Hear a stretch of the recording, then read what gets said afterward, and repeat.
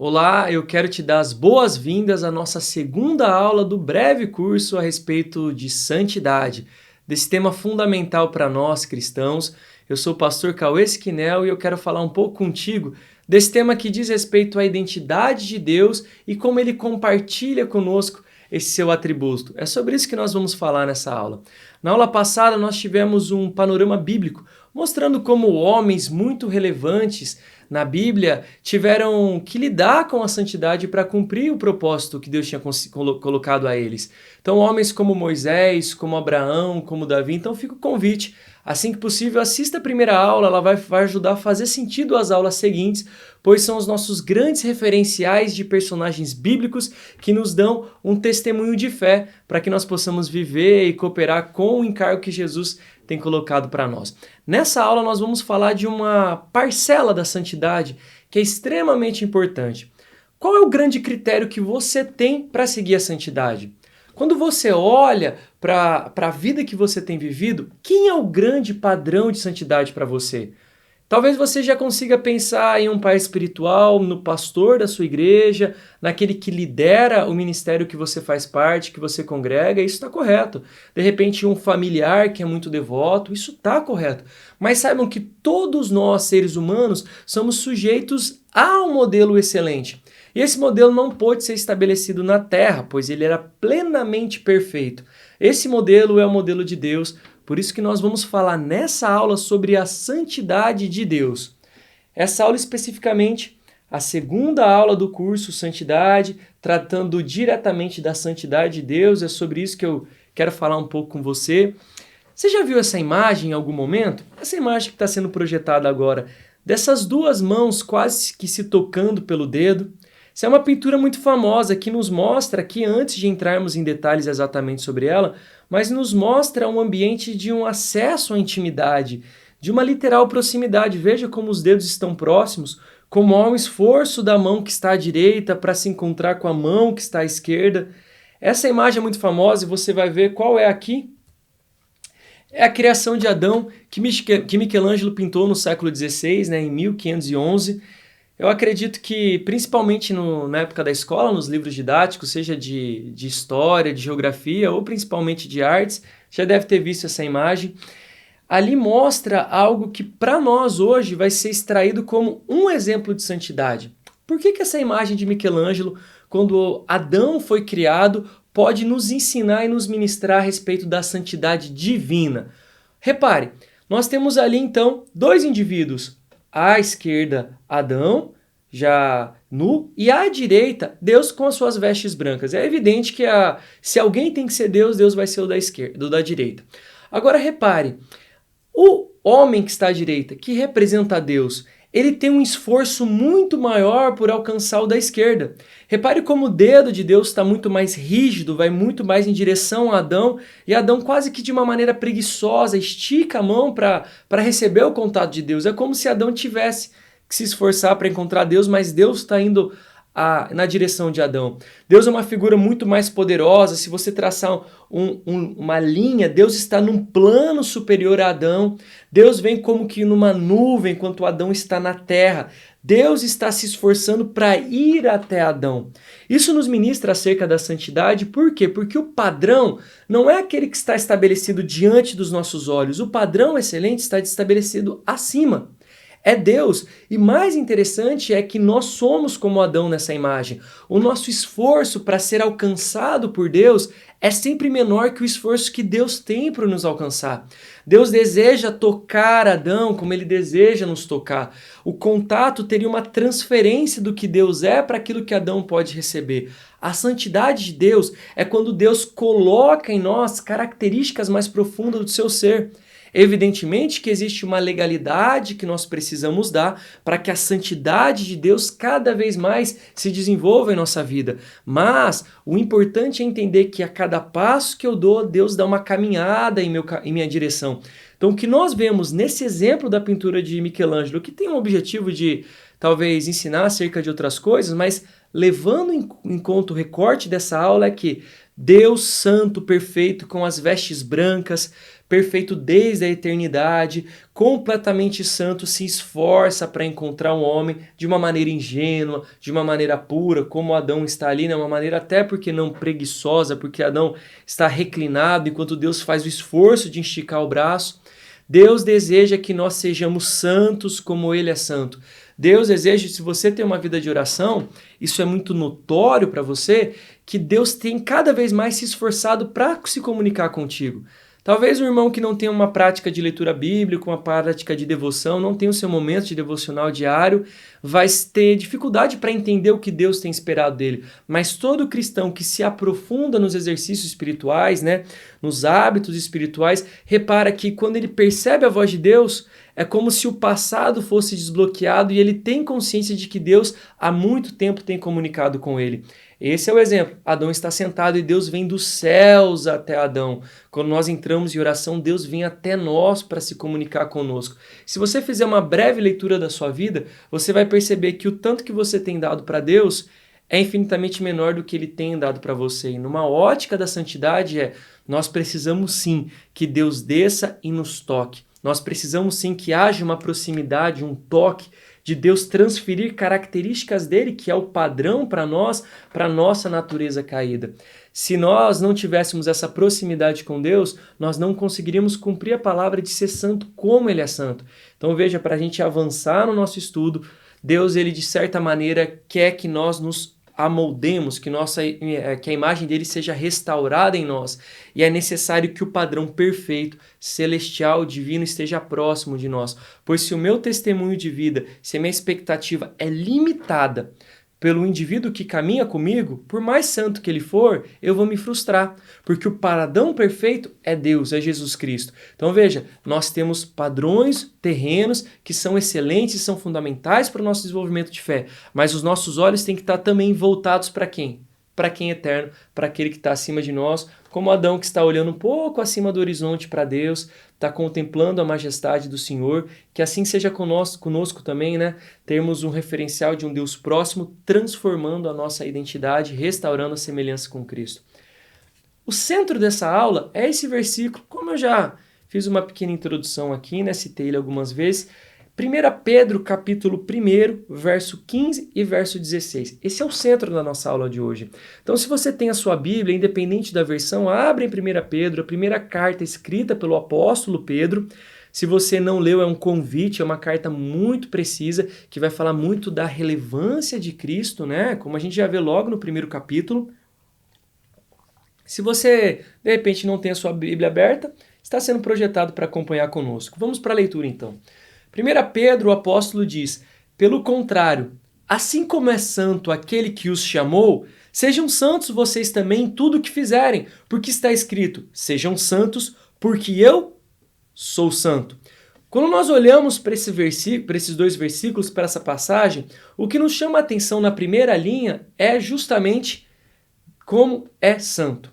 Santo tem a ver com separado. Aqui Pedro está afirmando que assim como é santo aquele que os chamou, sejam vocês santos. Então repare que há uma relevância sobre ser santo nesse contexto.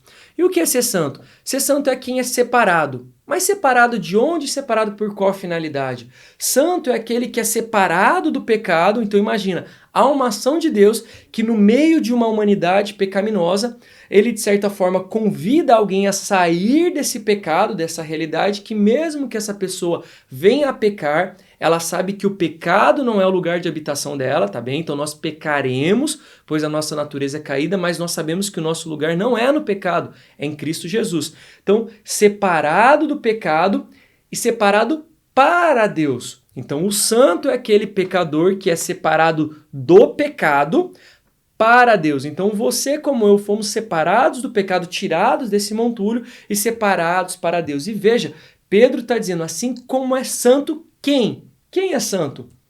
Aquele que os chamou. Claro que a santidade divina não tem a ver com uma disputa entre o que é pecado e o que agrada a Deus. A santidade divina tem a ver com a essência de Deus. Deus é plenamente perfeito. Deus não conhece o pecado por um experimentar. Ele conhece o pecado pela experiência humana. Então Deus não foi tirado do pecado. Deus é a plenitude da santidade. Mas esse indivíduo, esse Deus que nós cremos, é aquele que nos chamou. E Paulo vai dizer em Romanos 8:30 a seguinte passagem: e aos que predestinou, falando a respeito do que Deus age no ser humano, e aos que predestinou, a esses também chamou. E aos que chamou, a esses também justificou. E aos que justificou, a esses também glorificou. Por que eu coloquei esse versículo? Para dizer que Pedro está falando a respeito de Deus que chama o homem para sair de um lugar. E Paulo está fazendo uma leitura muito parecida, com outra finalidade, obviamente, mas muito parecida, que é uma ação de Deus se comunicando com o ser humano. O ser humano não está andando e aleatoriamente ele tropeça e entende Deus. Não, existe um esforço de Deus para que o homem perceba o seu chamado. Evidentemente que na sua vida, na minha vida, em algum momento nós demos contas da existência de Deus. Em algum momento algo fez sentido, mas Deus já vinha comunicando conosco. Se você tem filho, você sabe que essa experiência. Quando o seu filho nasce, ele não domina nada da linguagem. Quando ele está lá pelos 3 meses, ele consegue responder mais ou menos um sorriso, algo quase que involuntário. Demora para você ter uma comunicação mais direta com o seu filho, que ainda não é verbal. Seu filho vai começar a falar de uma maneira mais consistente lá por volta dos 2 anos, ainda cheio de erros de português, ou da língua materna que seja.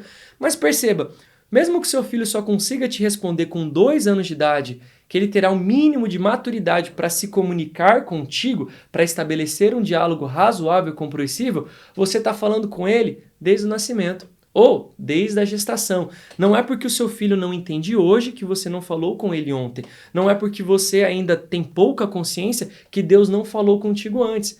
Veja, Deus ele está falando com a humanidade, ele fala com os indivíduos, ele os chama e depois há a tomada de consciência. Pedro e Paulo estão entrando em concordância que existe um modelo de santidade estabelecido que é Deus. E esse mesmo Deus, ele nos chama, aquele que os chamou. Agora nós vamos ver qual tipo de convite que Pedro está dizendo. Deus vai nos chamar para várias coisas. Deus vai cumprir uma obra na sua vida. Deus te vocacionou para alguma finalidade. Deus te levantou por algum motivo em algum lugar. Deus te capacitou para executar algo. Mas na leitura de 1 Pedro, capítulo 1, Deus nos chamou para um grande motivo. E aí eu quero que você entenda que a profissão que você exerce, se é compatível com a sua vocação, está excelente. A paternidade ou a maternidade que você exerce em relação aos seus filhos naturais ou espirituais são excelentes. O serviço que você tem na igreja pode ser excelente, mas o que a 1 Pedro, capítulo 1, está nos dizendo é que ele nos chamou com um objetivo muito claro. E não é definido esse objetivo pela função de cada um no reino. Não é porque um é apóstolo que vai ser chamado para um motivo e que um é pastor que é para o outro, que o obreiro, que o servo é para o outro. Para essa passagem, todos nós somos colocados numa forma de santidade e Deus diz que devemos ser como Ele. Então o que Pedro está dizendo é, assim como é santo aquele que os chamou, sejam santos vocês também em tudo o que fizerem. Perceba, existe uma finalidade para tudo isso. Essa passagem nos mostra um convite à santificação. Pedro estava convidando os seus discípulos, aquele que ele fala, né, para os cristãos da diáspora, para os judeus que estavam se convertendo, para os judeus que ainda estavam firmados na lei de Moisés e estavam começando a entender o que era o ministério de Cristo. Isso é um convite para a santificação, algo muito comum ali para uma leitura judaica, principalmente para a tradição bíblica, mas ainda tendo que ser formatada para os cristãos do primeiro século, né? Nós podemos dividir esse convite de 2 pontos de vista. Primeiro, a santidade ela é evidente pelas obras. Veja de novo, sejam santos vocês também no quê? O que está escrito? Em tudo o que fizerem. Claro que o fizer tem a ver com pensar, com sentir, com relacionar, mas tem a ver com produção. Aquilo que eu faço, que eu externalizo. Pedro está dizendo assim, cara, você tem que ser santo, não somente quando você estiver descansado, refletindo sobre a existência de Deus ou adorando. Você tem que ser santo como Ele é santo em tudo que você fizer. Deus fez a criação do mundo. A plenitude da criação com 7 dias, inclusive o dia do descanso, refletem a plenitude da santidade de Deus. Há uma testificação do que Deus é naquilo que Ele faz. Então vejam, assim também nós devemos ser. Tudo que nós fazemos deve ser santo, como nós temos que ser santo igual a Ele. A obra de Deus da criação é perfeita e santa, assim como nós devemos ser santos em tudo que nós fizemos. Segundo ponto, o que está escrito ali? Possibilitado pela reprodução da identidade divina. De novo, nós temos vários exemplos de santidade ao nosso redor. Exemplos desde que homens que nos lideram, que nos pastoreiam, homens que têm uma paternidade sobre nós, até exemplos históricos, sejam bíblicos, sejam de grandes avivalistas, homens de santidade. Mas o nosso grande padrão não é outro senão o próprio Deus. E Deus está dizendo assim, existe uma identidade minha muito clara e definida de que eu sou santo. Então vocês, quando forem evidenciar alguma santidade, é a santidade segundo o meu padrão. E isso pode ser uma cura para você, porque talvez você tenha um pastor, um pai espiritual, um líder de célula, qualquer coisa, que seja um homem de bom testemunho, mas que tem falhas, ou no caráter ou falhas de relacionamento, ou pecados que têm sido que com dificuldade têm sido enfrentados, ou um temperamento mais arredio, qualquer coisa que te desagrade. Então você tem que entender que esse homem está num processo de santificação. Como qualquer ser humano, ele está passível de erro. Então todos nós, do homem mais usado por Deus até o cristão menos usado por Deus, todos nós vamos ter pontos para ser melhorados. Mas o que eu devo ver? O que esse homem ministra de positivo na minha vida? Quando nós olhamos para a Bíblia, nós temos o testemunho de Davi como grande rei messiânico, que antecede Jesus Cristo e tipifica Cristo para os seus dias. Se você olhar, Davi como rei foi excelente, mas teve pecados estratégicos que impediram até a sucessão correta de um descendente para ele. Davi teve erros, então o que eu devo fazer? Olhar e apontar os erros de Davi, onde ele não esteve como um santo? Não, olhar o que ele acertou como santo e ver que as falhas tipificam, simbolizam um homem e que o meu modelo perfeito é só em Jesus Cristo. Jesus Cristo não me desanima, Jesus Cristo não pode falhar, né? Ele não nos desampara, ele não vai nos frustrar enquanto a santidade. Resumindo, aquele que está acima de você, que te lidera, um homem ou uma mulher, vai ter erros. Esse indivíduo vai errar. Mas o padrão da identidade você vai encontrar em Deus. Se você vê que Deus é perfeito, talvez o ponto que você encontre de erro no outro é para ajudá-lo a vencer. Justamente porque ele é incapaz de ser plenamente perfeito. Porque a identidade dele não é totalmente santa como a de Deus. Seguindo no texto, vamos lá para a última parte, que é o centro desses dois versículos. Pedro, como um bom judeu, está tentando se comunicar com um povo que era judeu de nascença, era judeu de crescimento, família inteira era judia, mas tinham ouvido a pregação de Jesus Cristo. E começou a se separar um pouco do judaísmo para iniciar essa nova religião que é o cristianismo, que era um movimento dentro do judaísmo que depois se estabelece no período dos apóstolos como uma religião, e lá no século III, IV, mais para frente, vai ser uma religião institucionalizada pela Igreja Católica. Nesse momento aqui é a Igreja Primitiva. Então o que Pedro faz várias vezes, assim como o autor de Hebreus, usa referências do Antigo Testamento. Pedro está dizendo assim, existe um modelo estabelecido de santidade, que por mais que eu queira ser, não serei eu, por mais que Paulo queira, não será ele, por mais que qualquer apóstolo queira, não será ele. Existe um modelo perfeito estabelecido que é Levíticos, capítulo 20, verso 7. Sejam santos, porque eu sou santo. Aqui Deus, ele está colocando a santidade como atributo, e atributo é aquilo que é a característica, as qualidades. Deus tem atributos, tem qualidades. Você tem atributos, tem qualidades. As qualidades de Deus são divididas em duas, comunicáveis e comunicáveis. O atributo comunicável é aquele que Deus compartilha conosco, que nós podemos nos desenvolver, e os incomunicáveis, aqueles que só dizem respeito a Deus. Ser eterno, sou eu ou Deus? Deus, é incomunicável. Ser amável, né? Ter a capacidade de amar, haver amabilidade, isso é comunicável. Deus compartilha conosco. Naquilo que compartilha, Deus quer que estejamos cada vez mais próximos com Ele, Ele vai desenvolvendo e aprimorando.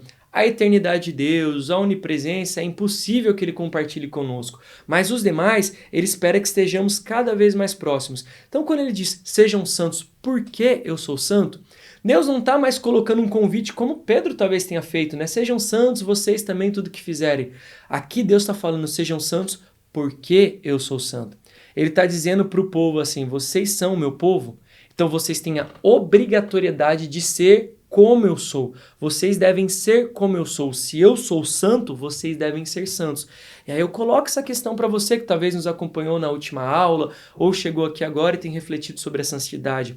Deus obriga a cada um de nós a ser santo.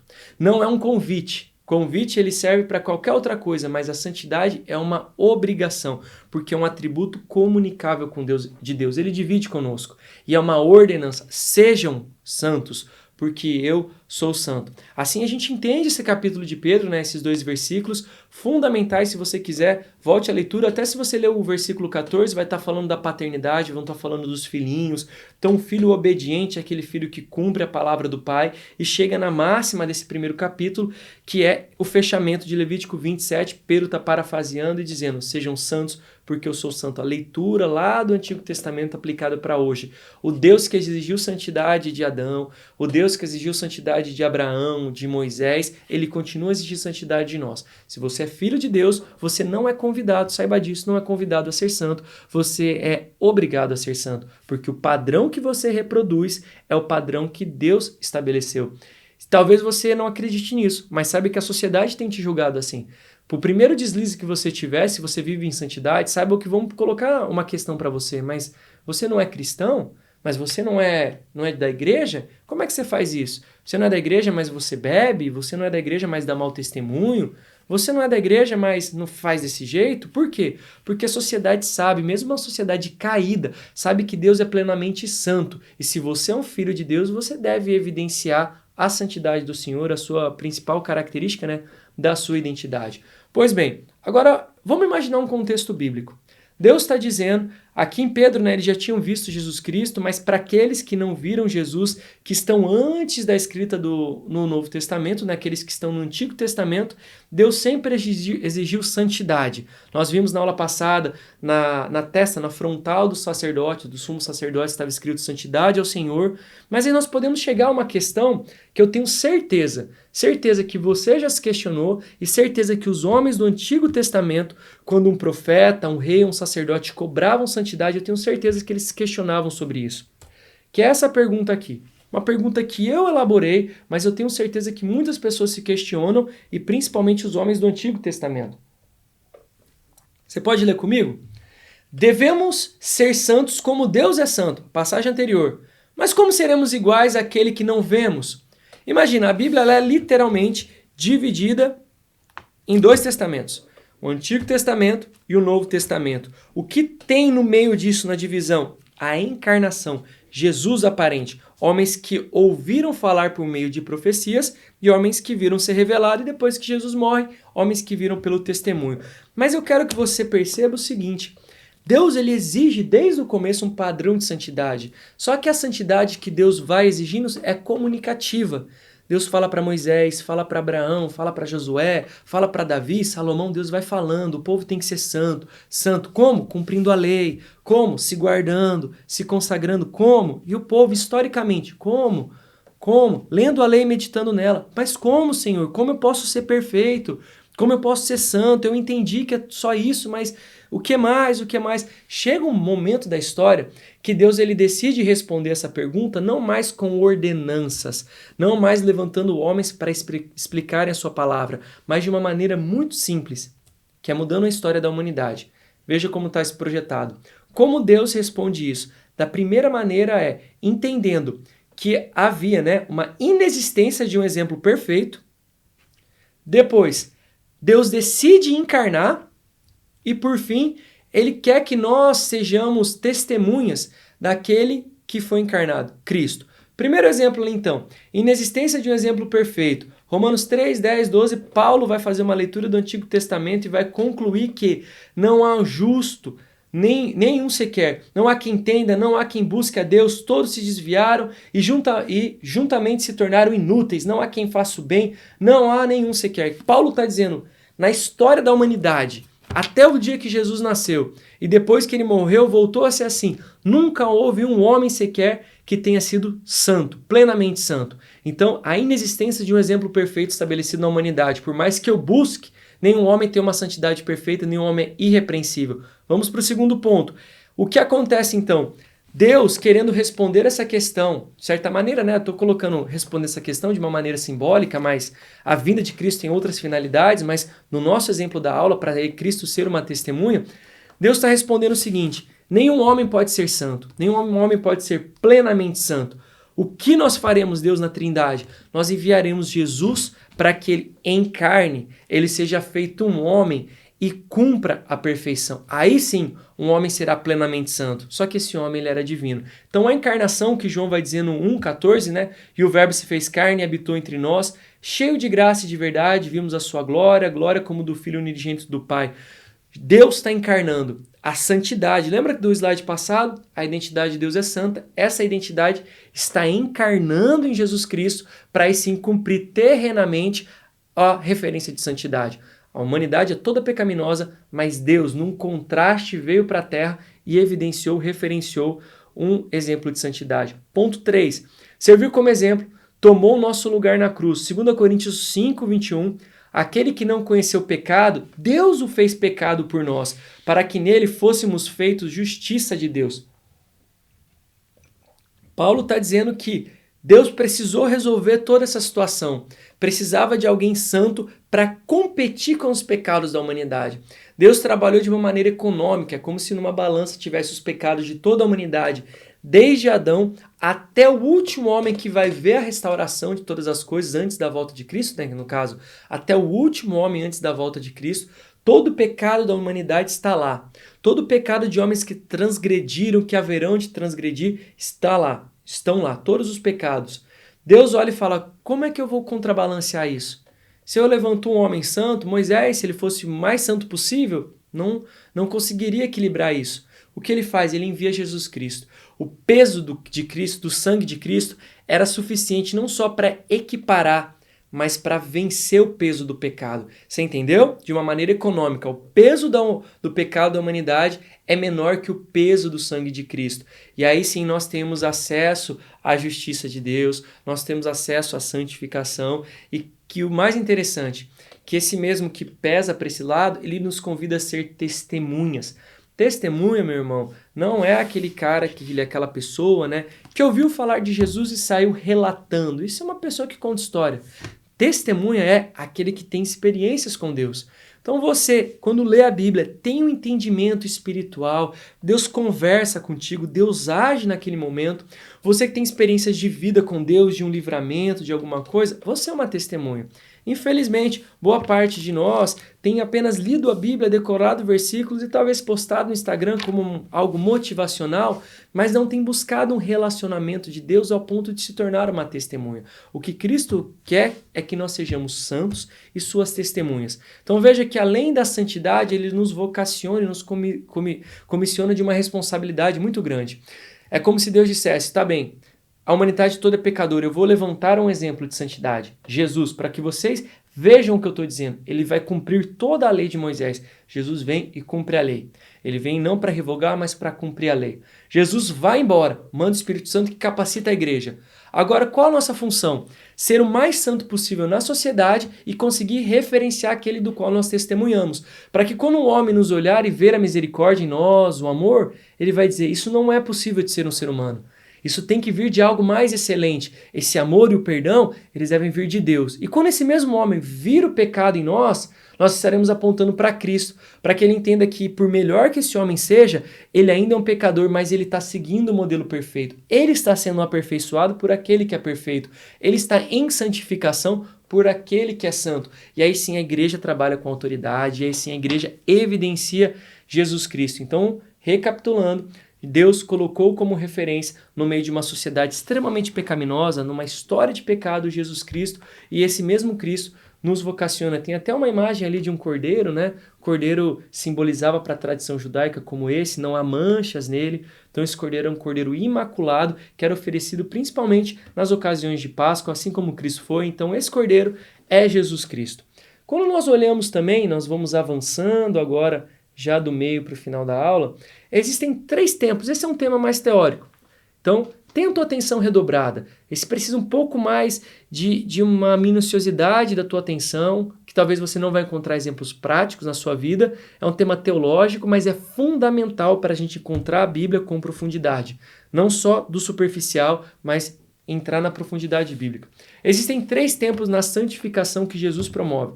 3 tempos. 3 momentos da santificação é de tornar santo algo, aquilo que estava no meio do pecado, que Deus separou do pecado para ele, passa por 3 processos de santificação. O primeiro diz respeito ao seu passado, ao meu passado e, no geral, ao passado da humanidade. Hebreus 10:10 vai dizer: pelo cumprimento dessa vontade, fomos santificados por meio do sacrifício do corpo de Jesus Cristo, oferecido uma vez por todas. Pelo cumprimento dessa vontade, fomos santificados por meio do quê? Do sacrifício do corpo de Jesus Cristo. E aí nós vemos, como está escrito ali, a santificação no ato de conversão. Deus passa a ver Jesus em nós. Então o que acontece? Quando você se converte, quer dizer, você entendeu o chamado de Deus para a sua vida e você entrega a sua vida para Jesus Cristo, há uma conversão, uma mudança de caminho, ali os seus pecados anteriores são apagados. Veja, Deus sabe que você pecou, mas Deus liberou o perdão naquele momento. Quer dizer, esse perdão já estava disponível a você, mas na sua tomada de consciência ele fica evidente. É como se você tivesse um tesouro guardado no fundo do armário, o armário que você recebeu de herança do seu pai, e só a determinado momento, 5 anos depois, você resolve abrir o armário e encontra um tesouro. Ele já era seu, só que você demorou todo esse tempo para tomar consciência e usufruir dele. O perdão dos pecados está liberado para todos nós, inclusive para quem vai se converter amanhã e hoje está pecando. Então o perdão estava liberado, mas quando Cristo se entrega por nós e nós entendemos a conversão, ele chega até nós. Então o perdão de Cristo, ele santifica o nosso passado. Hoje eu tenho liberdade para ministrar porque o meu Cauê de ontem ou de agora a pouco, ele já está perdoado. Deus vai perdoando, não é um convite. Essa aula não é um convite para que pequemos, mas entendendo a graça, a salvação, né, a santidade acima de tudo isso. Então o meu passado, ele é perdoado. Também o meu presente, a santidade nele, o segundo tempo da santificação é o tempo presente. 1 Tessalonicenses, Paulo diz que o próprio Deus da paz os santifique quanto? Você consegue ler ali? Inteiramente. Que todo o espírito, alma e corpo de vocês seja conservado irrepreensível na vinda de nosso Senhor Jesus Cristo. Paulo está dizendo que Deus mantenha vocês santos, a sua mente, a sua língua, o seu coração, o seu espírito, sabe? As suas mãos, os seus pés, os seus olhos, que vocês se mantenham santos. Então esse indivíduo que teve atrás de si o seu passado, perdoado pelo sangue de Cristo. Agora Paulo clama para que Deus, o Espírito Santo, o conserve em santidade. Não é porque eu fui perdoado do meu pecado ontem que eu tenho uma legalidade, um convite para pecar hoje. Então, da mesma maneira que Deus agiu me perdoando ontem, que Ele me haja com força, me capacitando para me manter santo hoje. Santidade ao nível da experiência cotidiana, eu preciso conservar. É o segundo tempo da santificação. Passado, presente, Deus atuando hoje. E a santificação perfeita, que é a santificação futura. É o do amanhã? É o do amanhã para a humanidade. Não é só o meu amanhã, é o amanhã perfeito, quando Jesus vier. Então, por mais que eu tenha a presença do Espírito Santo visível na minha vida, por mais que eu seja um homem devoto, consagrado, por mais que eu jejue, que eu busque a Deus, que eu me santifique, que eu fuja do pecado, por mais que eu pratique tudo isso, eu ainda serei como qualquer homem da Bíblia. Você ainda serei um homem pecador. Todos nós seremos dessa maneira. No entanto, no futuro, quando Cristo voltar, quando Cristo restaurar todas as coisas, aí sim nós viveremos na perfeita santidade. Vamos ler o que diz João. Primeira carta de João, no capítulo 3. Amados, agora somos filhos de Deus, e ainda não se manifestou o que haveremos de ser. Nós, hoje, eu e você, somos filhos de Deus e ainda não se manifestou o que haveremos de ser. Mas sabemos que quando Ele se manifestar, seremos semelhantes a Ele, pois o veremos como Ele é. O Jesus que morreu e ressuscitou está lá no céu. Mas quando Ele se manifestar, nosso corpo vai ser glorificado e aí nós vamos entender o que é realmente uma santidade. Tenho certeza que nesse momento nós não vamos ter dúvida, desejo, anseio por nos relacionar com o pecado como hoje é. Hoje o nosso critério de santidade é conseguir vencer o pecado.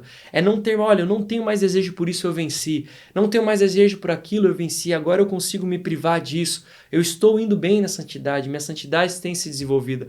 Mas quando Cristo vier e nós teremos um corpo glorificado como o dele, nós seremos como Deus, nem daremos atenção para o pecado. Porque o problema de Deus com o pecado não é o pecado que chegou nele, é o pecado que atrapalhou o propósito da humanidade.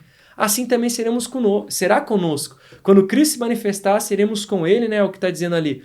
Quando Cristo voltar, a plenitude da santidade, acontecerá nos cristãos. Quando Cristo voltar, aí sim seremos plenamente santos, perfeitos. Então, resumindo, recapitulando esse capítulo, os 3 termos de santificação: o sangue de Cristo santifica o meu passado, a ação de Deus, a intenção do Espírito Santo santifica o meu presente e a expectativa no retorno de Cristo santificará o meu futuro.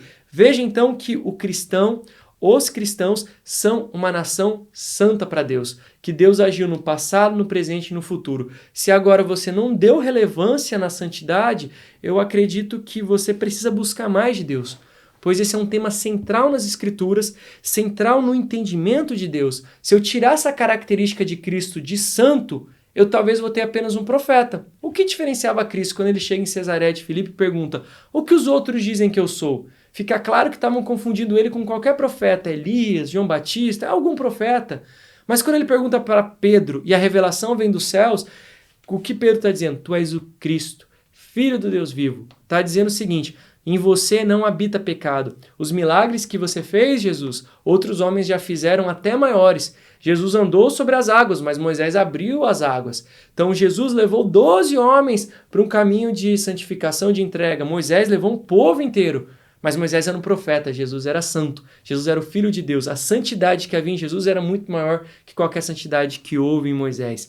Para nós concluirmos então essa aula, no nosso último slide, o que a santidade de Deus nos revela? Se você não tivesse que olhar agora, não olhe para os slides, presta atenção aqui em mim. Se eu te perguntasse, o que a santidade de Deus te revela?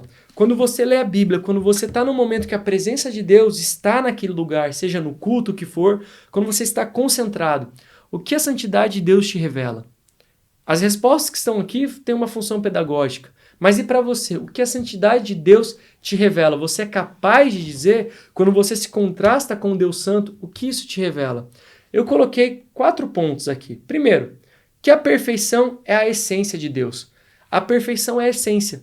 Então Deus é santo não porque ele alcançou a santidade, mas porque ele sempre foi santo. Jesus teve um esforço de ser santo na terra, porque desde a eternidade ele é santo.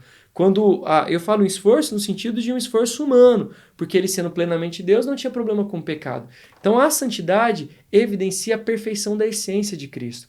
Segundo ponto, que suas obras são compatíveis com a sua identidade. Por que Deus foi capaz de criar o universo perfeito? Porque ele é perfeito. E quando nós olhamos principalmente os acontecimentos do planeta Terra, a não ser aqueles que são escatológicos, que Deus promove na Terra para evidenciar o retorno de seu Filho, as ações intencionais de Deus que evidenciam que Cristo está prestes a voltar, os outros problemas são criados por seres humanos. Todos os problemas ambientais que não são Deus são seres humanos. Então, o que dificulta, o que interrompe a perfeição da criação é o ser humano. Porque quando nós olhamos toda a criação, ela é perfeita. Você vai para uma floresta e vê que tem harmonia naquilo. Por quê? Porque refletiu a identidade de Deus. E onde há santidade, há perfeição. Entenda, santidade como sinônimo de perfeição. Cristo era um cordeiro santo, era um cordeiro imaculado. Ele era perfeito, não existia manchas, não existia o pecado em Cristo. Então, quando nós dizemos que suas obras são compatíveis com a sua identidade, é que Cristo, Deus é perfeito, logo as obras dele são perfeitas. Deus não pode fazer nada mal feito. Terceiro ponto, Cristo pôde ser o Filho de Deus apenas porque foi santo. Se Cristo não tivesse sido perfeitamente santo, se Cristo tivesse conhecido o pecado, ele seria apenas um profeta. Ele poderia ser um novo rei Davi, mas ele jamais seria o Filho de Deus, porque a identidade de Deus é santa e Cristo reproduziu ela. O último, que somos convidados a repetir o testemunho de Cristo, obedecendo o seu modelo de santidade. Esse convite é para você, esse convite é para mim. Como nós já falamos na aula passada, nós somos comissionados. Então, um convite também, nós temos um curso a respeito do Evangelho de Marcos. Marcos coloca isso de uma maneira bem precisa, principalmente o final do Evangelho de Marcos, que você quiser, tem no nosso site disponível, pode consultar. E nós somos convidados a ser testemunho de Cristo. Nós só vamos testemunhar aquele que nós parecemos. Se no seu meio de trabalho, no meio de incrédulos, você não testemunha Jesus Cristo, talvez o teu testemunho está limitado ao ambiente da igreja, onde você precisa, por causa do ambiente das pessoas, adotar uma postura cristã. Agora, se você tem conseguido na sua família, onde você é colocado por Deus, se parecer mais com Cristo do que com qualquer outra coisa, aí sim a sua santidade tem sido desenvolvida. Meus irmãos, Essa, então, é a segunda aula a respeito da santidade. Tenham em mente que tem um padrão estabelecido para nós, que é um padrão santo, perfeito, divino e celestial. O padrão de Deus, do Espírito Santo, do Deus Pai, de Jesus Cristo. Então, como desenvolver minha santidade? Lendo a palavra e vendo o que Cristo faria nesse momento. Sabe aquela perguntinha-chave? O que Cristo faria? O que Cristo faria quando injustiça aconteceu? O que Cristo faria quando foi roubado? O que Cristo faria? Deixa eu me tornar mais parecido com Ele por meio das obras das minhas mãos. E eu vou cumprir aquela primeira passagem que nós lemos. Você lembra qual que era? 1 Pedro, capítulo 1, verso 15 e 16. Volte à leitura desses dois versículos que são fundamentais para entendermos a nossa responsabilidade. Esse, então, é a segunda aula. Eu te aguardo para a próxima aula, continuando nesse tema sobre santidade e finalizando esse curso. Então, aguardo vocês na próxima aula para nós finalizarmos exatamente, nos aprofundando nesse tema que é pertinente, principalmente para o nosso mundo atual. Deus abençoe e aguardo cada um de vocês na próxima aula.